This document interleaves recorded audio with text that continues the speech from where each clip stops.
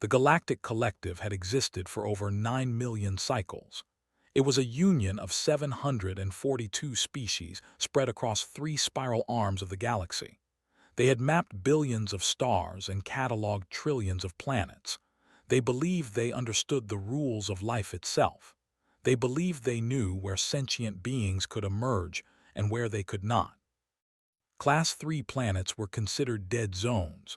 These were worlds with extreme conditions, high radiation levels, unstable tectonic plates, violent weather patterns, poisonous atmospheres filled with reactive gases. The collective had declared long ago that no intelligent life could ever evolve on such hostile worlds. The science was settled. The matter was closed. Ambassador Hose of the species had served the collective for over 200 cycles. His species was among the oldest in the Alliance. They had 4 hearts, 6 limbs, and skin that changed color with their emotional state. Hose was stationed at Observation Post 12, a lonely outpost on the edge of explored space.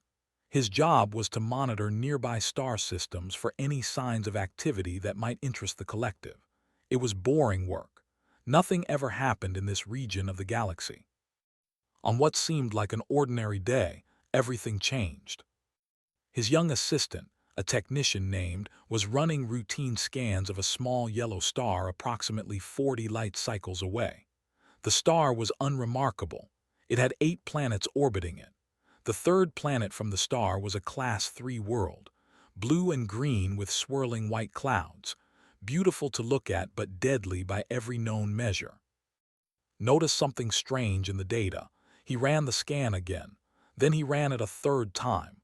His skin turned pale blue with confusion. "Ambassador," he called out, "I am detecting an artificial signal from the Class 3 planet in Sector 7. Hose did not look up from his work. "Clean your equipment. Class 3 planets do not produce artificial signals. There is no life there." "I have cleaned the equipment 3 times, Ambassador. The signal remains. It is structured. It repeats in patterns. It is definitely artificial." Now Hose looked up. He walked slowly to the young technician's station and studied the readings himself. His 4 hearts began to beat faster. His skin shifted to a worried shade of orange. The signal was real. It was coming from the third planet of that small yellow star. Someone was down there. Someone was broadcasting into space. "This is not possible," Hose said quietly. "The radiation alone would kill any known species within days. The atmosphere contains oxygen, one of the most corrosive gases in the universe. The planet experiences constant seismic activity. Its star bombards it with harmful rays. Nothing could survive there.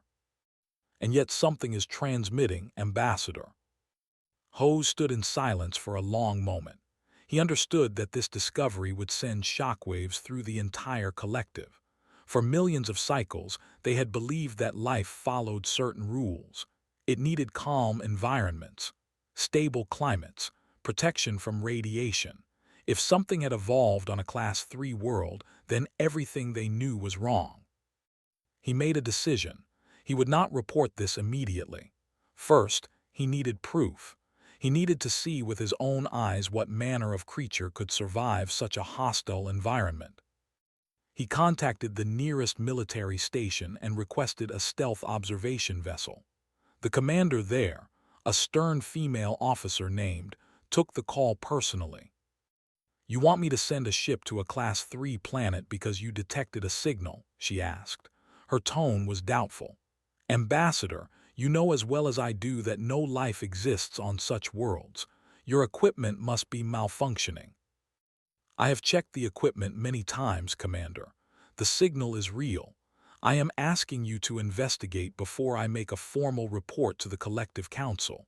If I am wrong, then no harm is done. If I am right, then we have discovered something that will change everything." Was silent for a moment. She was a practical officer.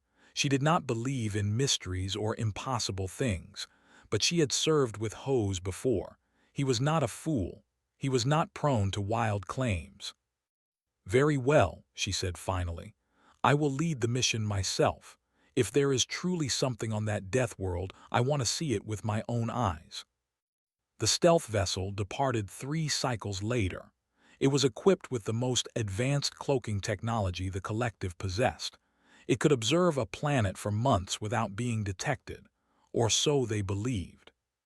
During the journey through subspace, reviewed everything the collective knew about Class 3 planets.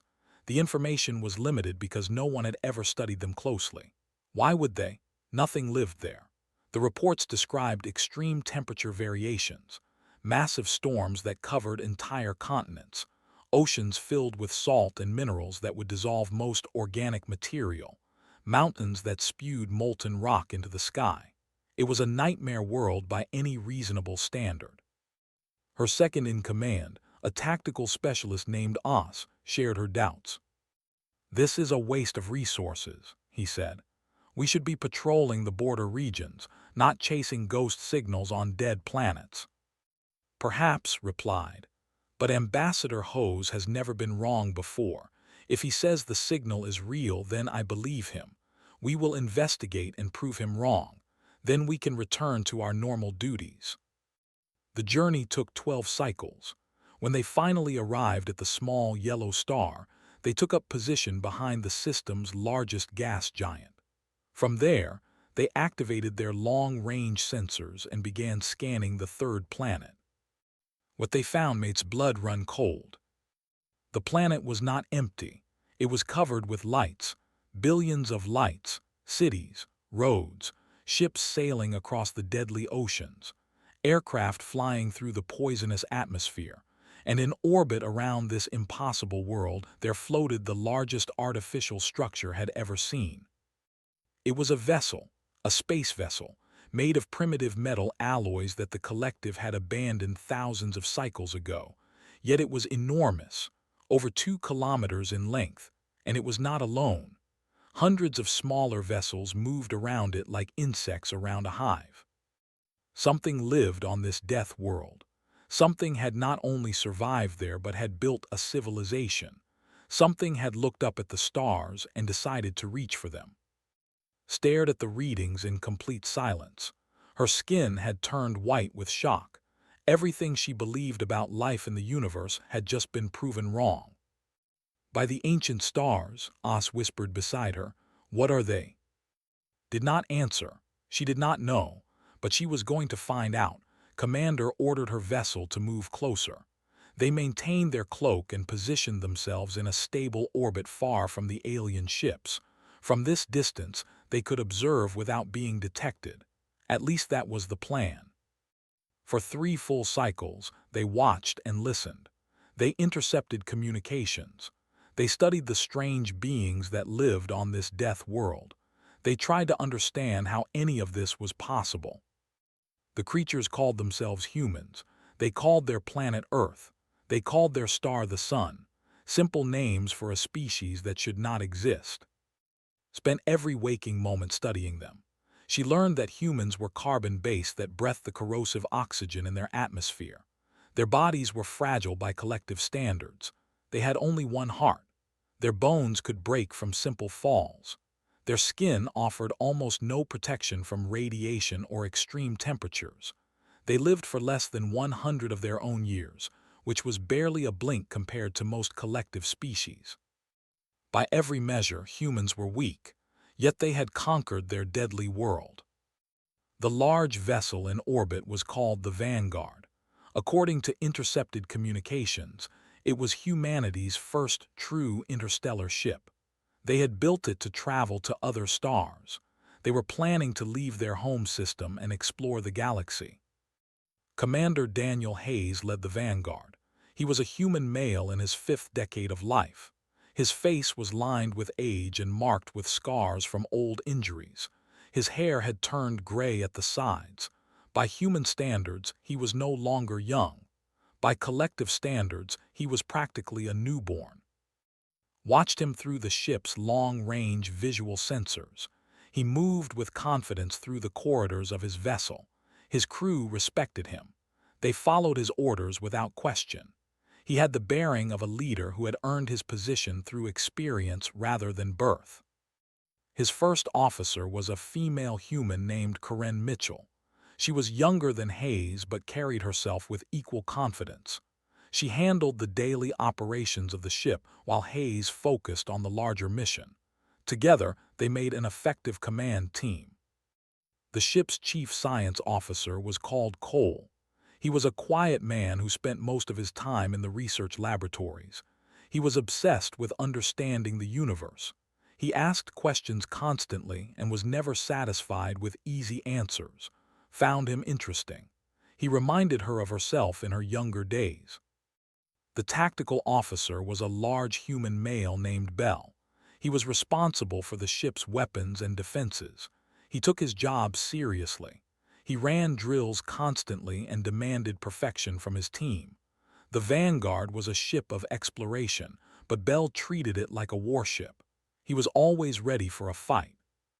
Learned that humans had only achieved powered flight approximately 150 of their years ago. Before that, they had been bound to the surface of their planet.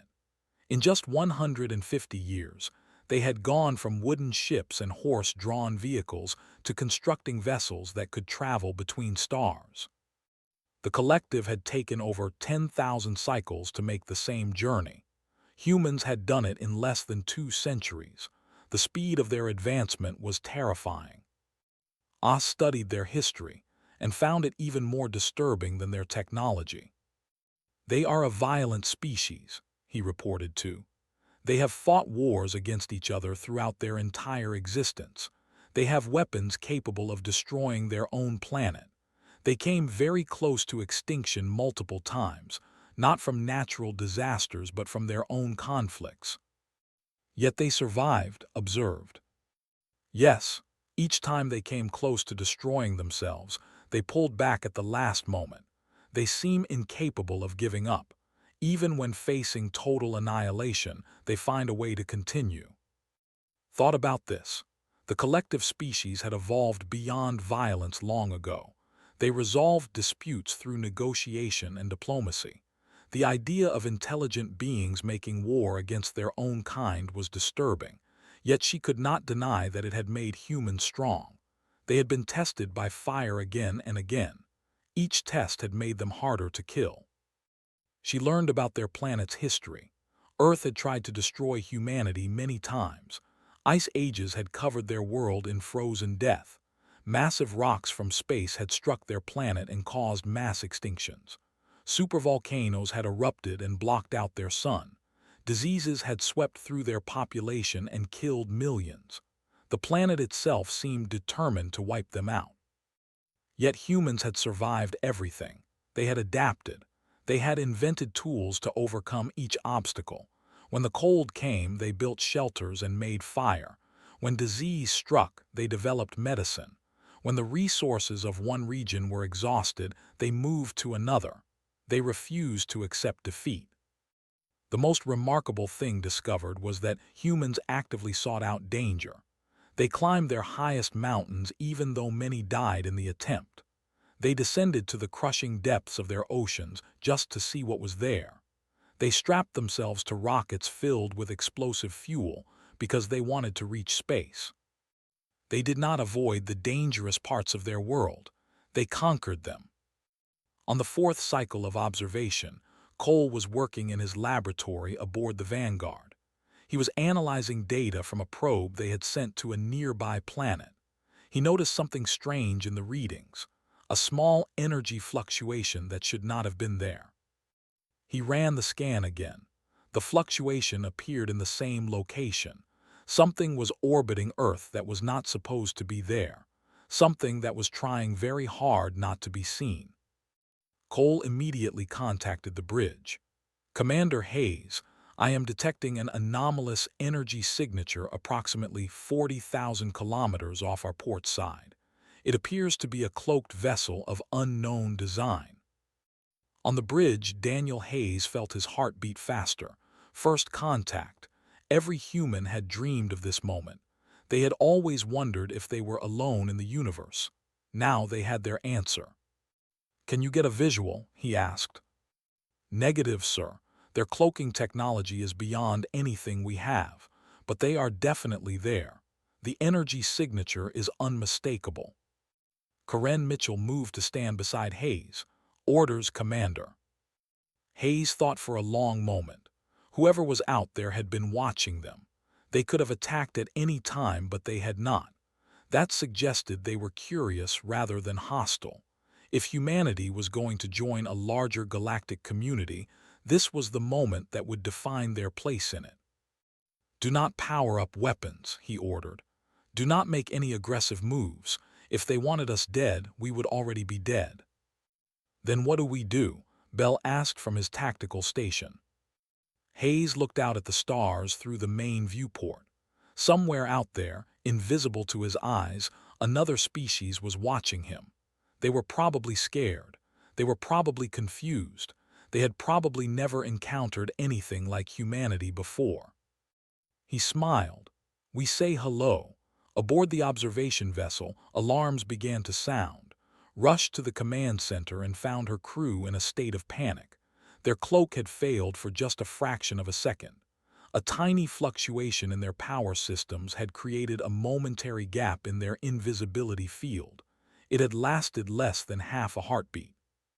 But the humans had detected them. They are scanning our position, Oss reported.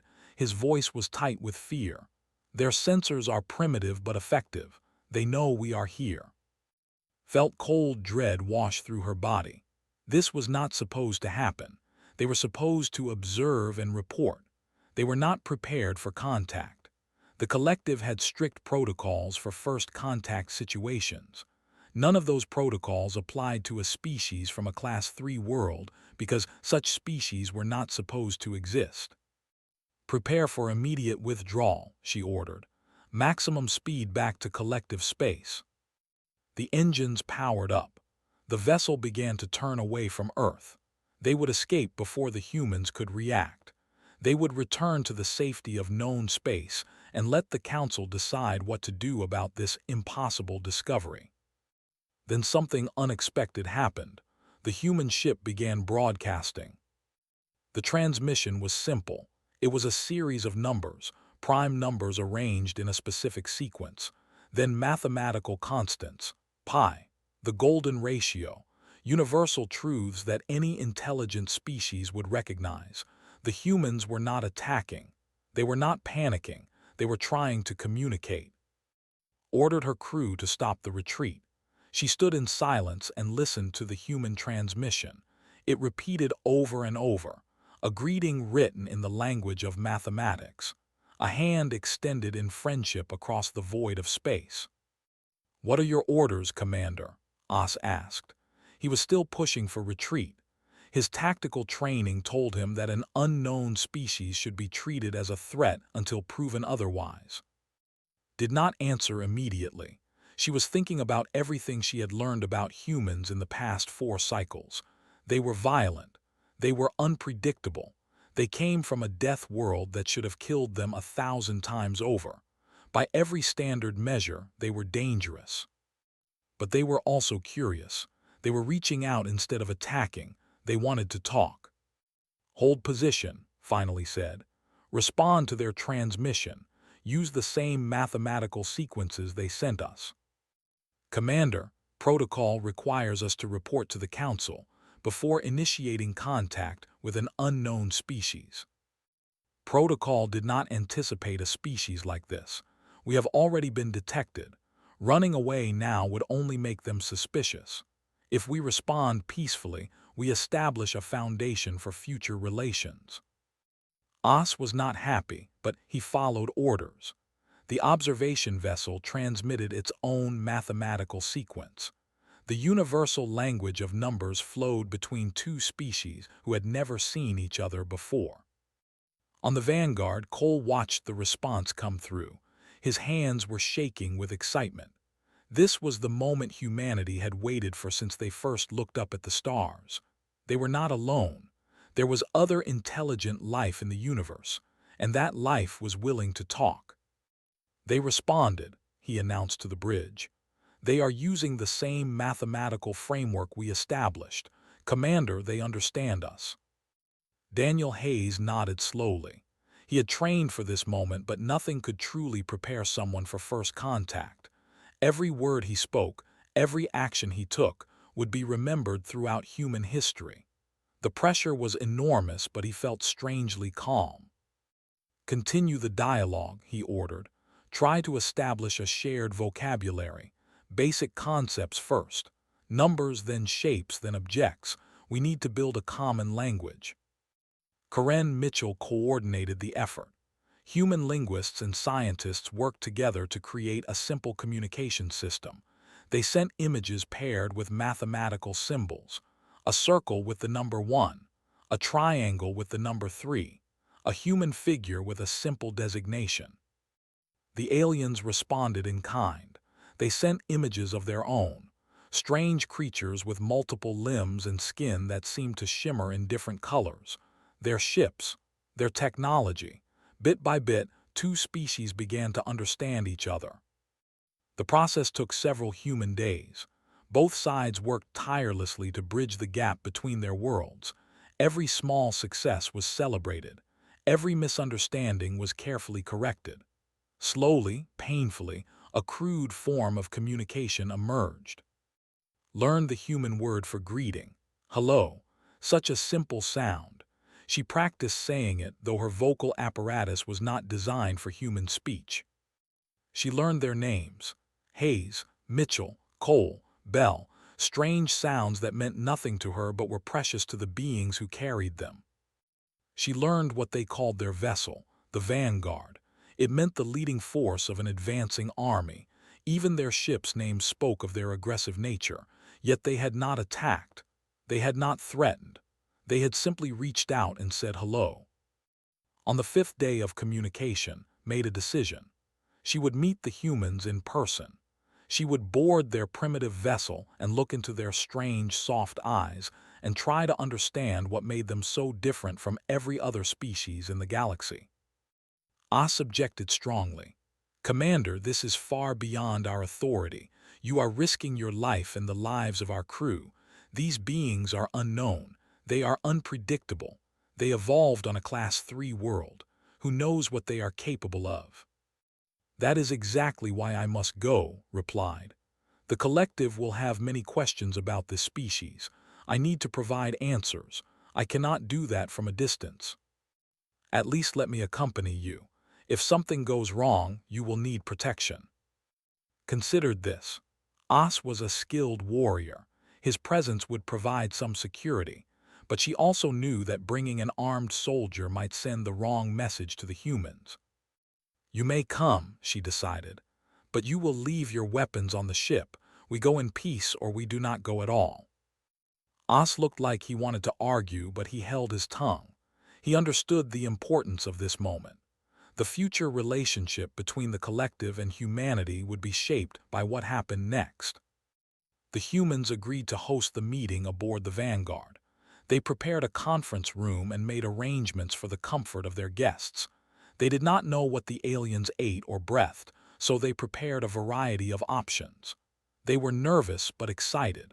This was the greatest moment in human history. Commander Hayes put on his dress uniform. He had worn it only 3 times before in his career. Formal occasions, important moments, nothing compared to this. Karen Mitchell stood beside him as they waited for their guests to arrive. "Are you ready for this?" she asked quietly. Hayes took a deep breath and let it out slowly. "No one is ready for something like this, but we will do our best. That is all we can do." The airlock opened. For the first time, humans stood face to face.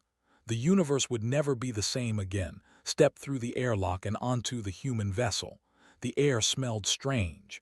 It was thick with oxygen and carried scents she could not identify.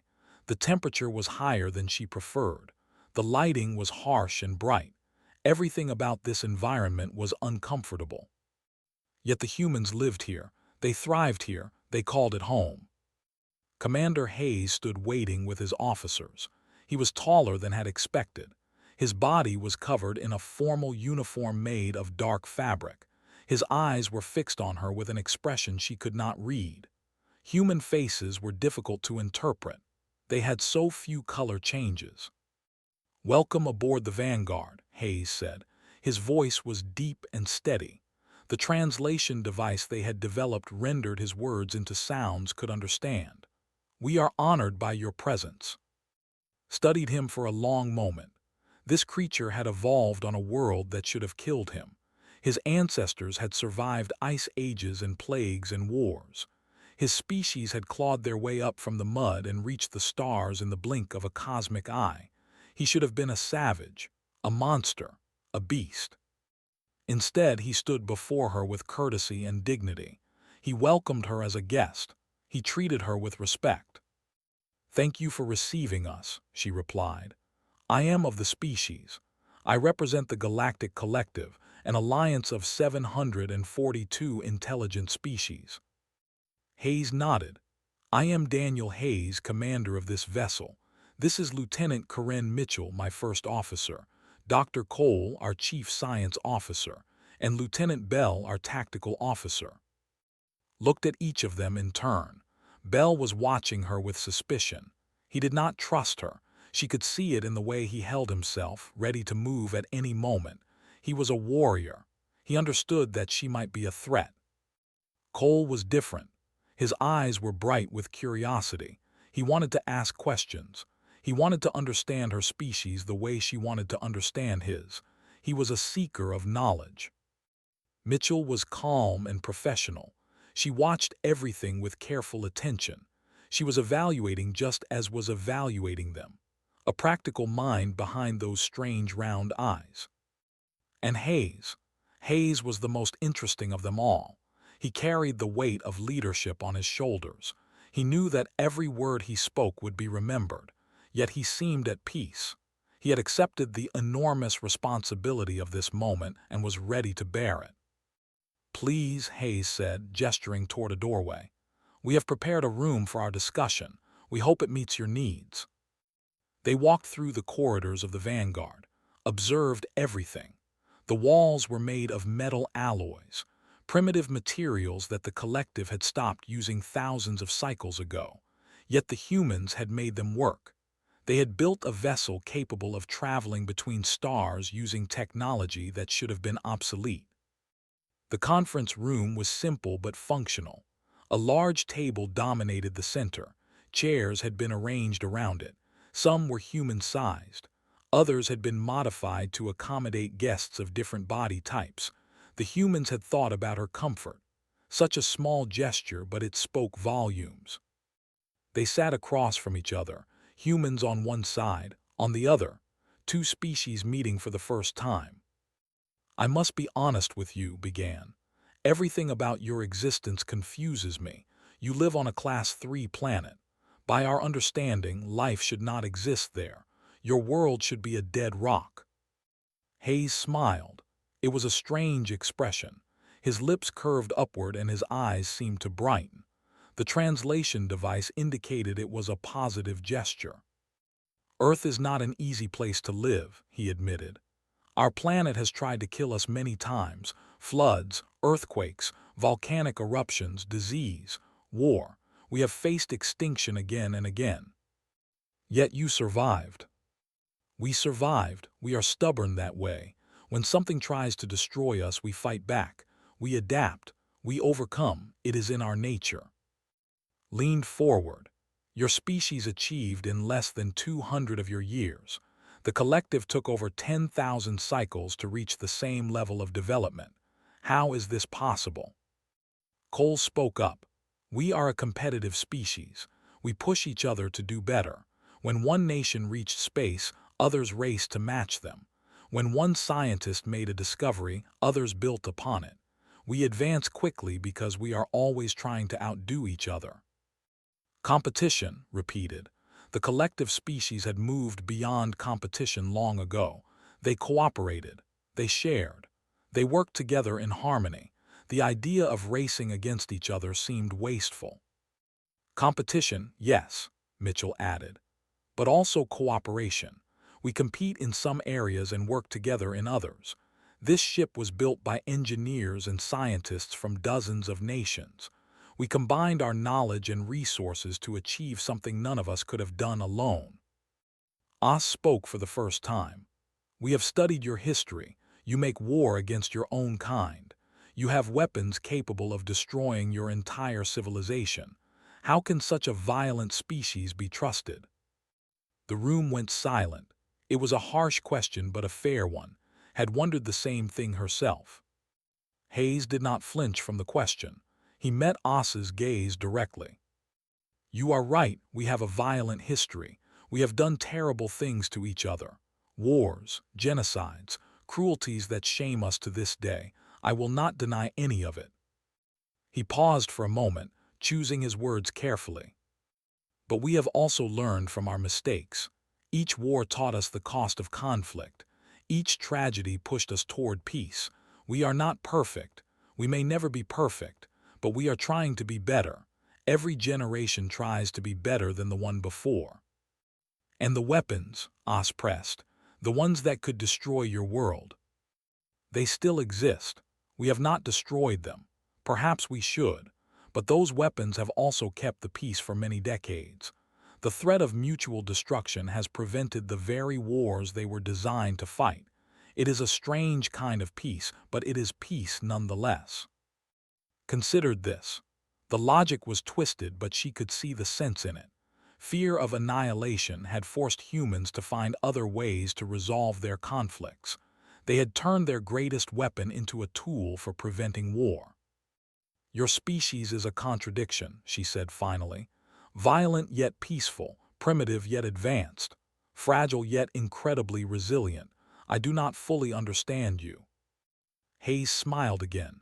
We do not fully understand ourselves, but we are learning. We are always learning. He extended his hand across the table. It was a human gesture of friendship and agreement. Had learned this during their earlier communications. I propose that we continue to learn together, Hayes said. Our species has much to teach each other. Let this meeting be the first step toward a lasting relationship between humanity and the collective. Looked at the extended hand. Such a simple gesture, such enormous implications. She reached out and took it. The meeting lasted for many hours. Questions were asked and answered. Fears were expressed and addressed. Two species who had never imagined each other now sat together and talked about the future. Explained the nature of the Galactic Collective. 742 species working together in peace. Shared technology. Shared resources. A civilization that spanned 3 spiral arms of the galaxy. It was everything humanity had dreamed of finding among the stars. Hayes explained humanity's journey, their rise from primitive hunters to spacefaring explorers, their struggles and triumphs, their hopes for the future. He did not hide their flaws. He did not pretend they were perfect. He told the truth and trusted that honesty would serve them better than lies. When the formal discussions ended, something unexpected happened. The barriers between the two groups began to fall. Cole found himself in deep conversation with the scientists who had accompanied. They exchanged ideas about physics and biology. Cole showed them the propulsion system of the Vanguard. They were amazed that humans had achieved interstellar capability with such primitive technology. Cole was amazed by the elegant solutions the collective had developed over millions of cycles. Karen Mitchell spoke with Oz about military matters. They discovered they had much in common. Both were warriors who hoped they would never have to fight. Both understood the terrible cost of conflict. By the end of their conversation, Oz had a new respect for human soldiers. They were not mindless savages. They were protectors of their people just like him. Bell remained cautious throughout the meeting. He watched the aliens with careful eyes. He noted their movements and studied their body language, but even he had to admit that they did not seem hostile. They seemed genuinely curious about humanity. They seemed to want peace. As the hours passed, found herself developing a strange respect for these impossible creatures. They should not exist. Their very presence violated everything she had been taught about life in the universe. Yet here they were, alive, thriving, reaching for the stars. Your species is remarkable, she told Hayes during a quiet moment. You have overcome obstacles that would have destroyed any collective species. You have achieved in centuries what took us. I do not know if I should be impressed or terrified." Hayes considered her words. "Perhaps both," he said. "We terrify ourselves sometimes. We know we are capable of great destruction. We have seen it in our history, but we are also capable of great creation, great kindness, great love. We are trying to focus on the better parts of our nature. And if you fail, then we fail, but we will keep trying. That is what humans do. We fall down and we get back up. We make mistakes and we learn from them. We face impossible challenges and we find ways to overcome them. Giving up is not in our nature." Thought about the collective. They had achieved peace and stability. They had eliminated war and conflict. They had created a civilization that had endured for millions of cycles, yet they had also become stagnant. They avoided risk. They feared change. They had stopped pushing the boundaries of what was possible. Humans were the opposite. They embraced risk. They sought out challenges. They rushed headlong into the unknown and somehow emerged victorious. It was reckless. It was dangerous. It was also incredibly inspiring. "I must return to collective space," said finally. "I must report what I have found here. The Council will need to decide how to proceed." "Will they accept us?" Hayes asked. "Will they welcome humanity into the collective?" Was silent for a long moment.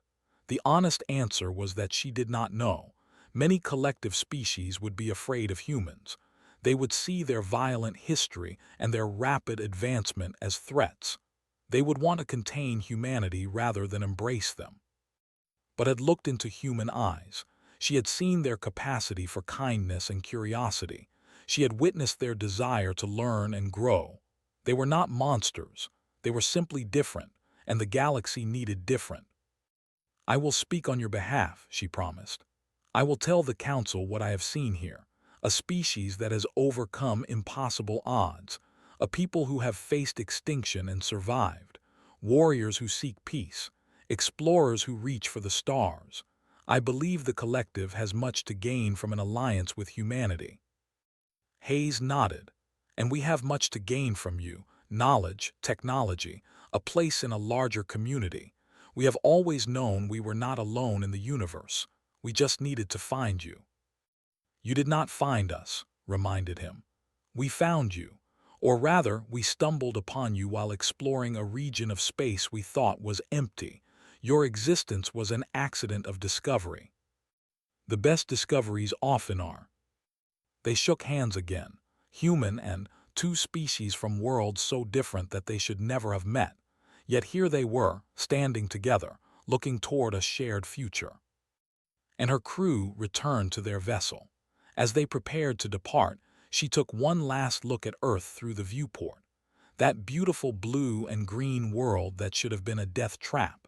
The cradle of the most surprising species the galaxy had ever produced. "Commander," Oz said quietly, "what do you think will happen when the Council learns of this?" Did not answer immediately. She watched as the vanguard began to move. The humans were continuing their journey. They were pushing outward into the unknown. They would not wait for permission from the collective. They would not let fear hold them back. They would explore and discover and grow, regardless of what the galaxy thought of them. "I think everything will change," she finally said. "For millions of cycles, the collective has been comfortable. We have been safe. We have forgotten what it means to struggle. Humans will remind us. They will challenge us to be better. They will push us to reach higher. Some will see them as a threat. I see them as a gift." The observation vessel jumped to subspace, carried with her the knowledge that would reshape galactic civilization. A new species had emerged from a death world. They were violent and peaceful, primitive and advanced, fragile and unstoppable. They were human. And the universe was about to learn what that truly meant. Back aboard the Vanguard, Commander Daniel Hayes stood on the observation deck. Corinne Mitchell joined him as they watched the alien vessel disappear into the distance. "Do you think they will accept us?" she asked. Hayes smiled. "Does it matter? We are here. We are reaching for the stars. Whether they accept us or not, we will keep going. That is what we do. Mitchell nodded. That is what we do. The Vanguard continued its voyage. Behind them, Earth shone blue and beautiful against the darkness. Ahead of them, the galaxy waited with all its wonders and dangers. Humanity had taken its first steps onto a larger stage. There would be challenges ahead, conflicts, misunderstandings, perhaps even wars. But humans had faced all of that before. They had survived ice ages and plagues and their own worst impulses. They had clawed their way up from the mud and touched the stars. Whatever the galaxy threw at them, they would face it the same way they had faced everything else. Together, stubborn, unbreakable, human. The stars had no idea what was coming.